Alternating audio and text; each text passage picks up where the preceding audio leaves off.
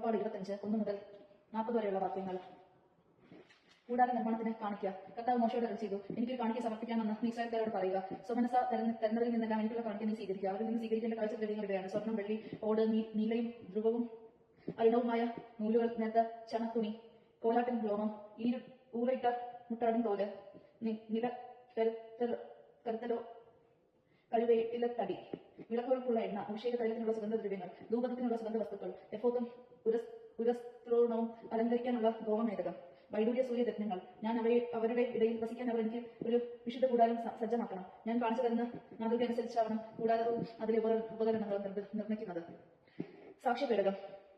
കരുവേൽ മരം കൊണ്ട് ഒരു പേടകം നിർമ്മിക്കണം. അതിന് 2 മുഴം നീളവും 1.5 മുഴം വീതിയും 1.5 മുഴം ഉയരവും ഉണ്ടായിരിക്കണം. ശുദ്ധജലം സ്വർണ്ണം കൊണ്ട് അതിന്റെ അകവും പുറവും പൊതിയണം. അതിന് മീതെ ചുറ്റും സ്വർണ്ണം കൊണ്ടുള്ള ഒരു പാടി ഉറപ്പിക്കണം. 4 സ്വർണ്ണ വളയങ്ങൾ ഉണ്ടാക്കി പേടകത്തിന്റെ ചോട്ടിന്റെ 4 മൂലകളിലും ഘടിപ്പിക്കണം. 2 ഒരു വശത്തും 2 മറുവശത്തുമായിരിക്കണം. കരുവേല മരം കൊണ്ട് തണ്ടുകൾ ഉണ്ടാക്കി അവയുടെ സ്വർണ്ണം കൊണ്ട് പൊതിയണം. പേടകം വഹിച്ചുകൊണ്ട് പോകാൻ പർവ്വതങ്ങളിലൂടെ തണ്ടുകൾ ഇടണം. തണ്ടുകൾ എപ്പോഴും പേടകത്തിന്റെ വളയങ്ങളിൽ തന്നെ ഉണ്ടായിരിക്കണം. അവയിൽ നിന്ന് എടുത്ത് മാറ്റരുത്. ഞാൻ നിനക്ക് തരാൻ പോകുന്ന ഉടമ്പടി പത്രിക പേടകത്തിൽ നിക്ഷേപിക്കണം.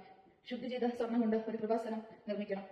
അതിന്റെ നീളം 2 മുഴവും വീതി 1.5 മുഴമായിരിക്കണം. കൃപാസനത്തിന്റെ 2 അറ്റത്തുമായി അടിച്ചു വരുത്തിയ സ്വർണ്ണം കൊണ്ട് 2 കെരൂബുകളെ നിർമ്മിക്കണം. കൃപാസനത്തിന്റെ 2 അറ്റത്ത് അതിന്റെ ഒന്നായി ചേർന്നിരിക്കേണ്ടത്തക്ക വിധം വേണം കെബൂരുകളെ നിർമ്മിക്കാൻ. കൃപാസനം മൂടത്തക്ക വിധം കെബൂരുകൾ ചിറകുകൾ മുകളിലേക്ക് വിരിച്ച് പിടിച്ചിരിക്കണം. കെബൂരുകൾ കൃപാസനത്തിലേക്ക് തിരിഞ്ഞ് മുഖാമുഖം നിലകൊള്ളണം. കൃപാസനം പേടകത്തിന് മുകളിൽ സ്ഥാപിക്കണം. ഞാൻ നിനക്ക് തരാൻ പോകുന്ന ഉടമ്പടി പത്രിക പേടകത്തിനുള്ളിലെ നിക്ഷേപണം. അവിടെ വെച്ച് ഞാൻ നിന്നെ കാണും. കൃപാസനത്തിന് മുകളിൽ നിന്ന് സാക്ഷ്യ പേടകത്തിന് മീതെയുള്ള കെബൂരുകളുടെ നടുവിൽ നിന്ന് ഞാൻ നിന്നോട് സംസാരിക്കും. ഇസ്രായേലിന് വേണ്ടിയുള്ള എന്റെ കൽപ്പനകളെല്ലാം ഞാൻ നിന്നെ അറിയിക്കും.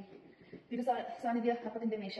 കരുവേല മരം കൊണ്ട് 2 മുഴം നീളവും 1 മുഴം വീതിയും 1.5 മുഴം ഉയരവുമുള്ള ഒരു മേശ ഉണ്ടാക്കണം. തന്നെ സ്വർണ്ണം കൊണ്ട് അത് പൊതിയുകയും സ്വർണ്ണം കൊണ്ട് തന്നെ അതിൽ അരിക്കുപാളി പിടിപ്പിക്കുകയും വേണം. അതിനു ചുറ്റും കൈപ്പത്തിയുടെ വീതിയുള്ള ഒരു ചട്ടമുണ്ടാക്കുകയും ചട്ടത്തിന് ചുറ്റും സ്വർണ്ണം കൊണ്ടുള്ള അരിക്കോടും പിടിപ്പിക്കുകയും വേണം. സ്വർണ്ണം കൊണ്ടുള്ള 4 വളയങ്ങൾ ഉണ്ടാക്കി മോശ 4 മൂലകളിലുള്ള 4 കാലുകളിലും ഘടിപ്പിക്കുക. വളയങ്ങളിലൂടെ തണ്ടുകളിട്ട് മേശ ചുമന്നുകൊണ്ട് പോകത്തക്ക വിധം വളയങ്ങളിൽ ചട്ടത്തോടും ചേർന്നിരിക്കണം. മേശ ചുമന്നുകൊണ്ട് പോകാനായി കരുവേല മരം കൊണ്ട്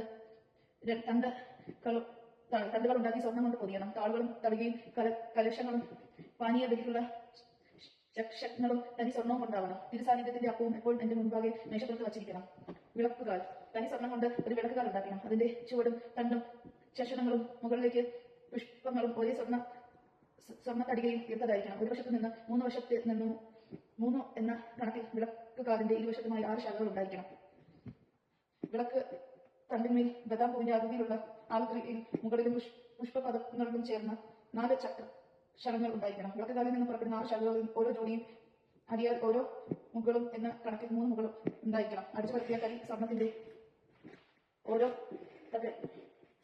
ഓരോ തകിടിലായിരിക്കണം മുകുടുകളുടെ ശാഖകളെല്ലാം നിർമ്മിക്കുന്നത്. വിളക്ക് തണ്ടിന്മേലും അതിന്റെ ശാഖകളിന്മേലും വയ്ക്കാൻ 7 വിളക്കുകൾ ഉണ്ടാക്കണം. അവ വിളക്കുകാലിന് മുൻപിൽ പ്രകാശം വീശത്തക്ക വിധം സ്ഥാപിക്കണം. തിരി അണയ്ക്കാൻ ഉപയോഗിക്കുന്ന കത്രികകളും തട്ടങ്ങളും തനി സ്വർണ്ണം കൊണ്ടുള്ളതായിരിക്കണം. വിളക്കുകാലും ഉപകരണങ്ങളുമെല്ലാം കൂടി ഒരു താലന്ത് തനി സ്വർണ്ണം കൊണ്ട് വേണം നിർമ്മിക്കാൻ. മലയിൽ വച്ച് നിന്നെ ഞാൻ കാണിച്ച മാതൃക ഇവയെല്ലാം നിർമ്മിക്കാൻ ശ്രദ്ധിക്കണം. ദൈവജനമാണ് നാം കേട്ടത്. നമുക്ക് ദൈവത്തെ സ്തുതിക്കാം. ക്രിസ്തു എനിക്ക് സ്തുതി.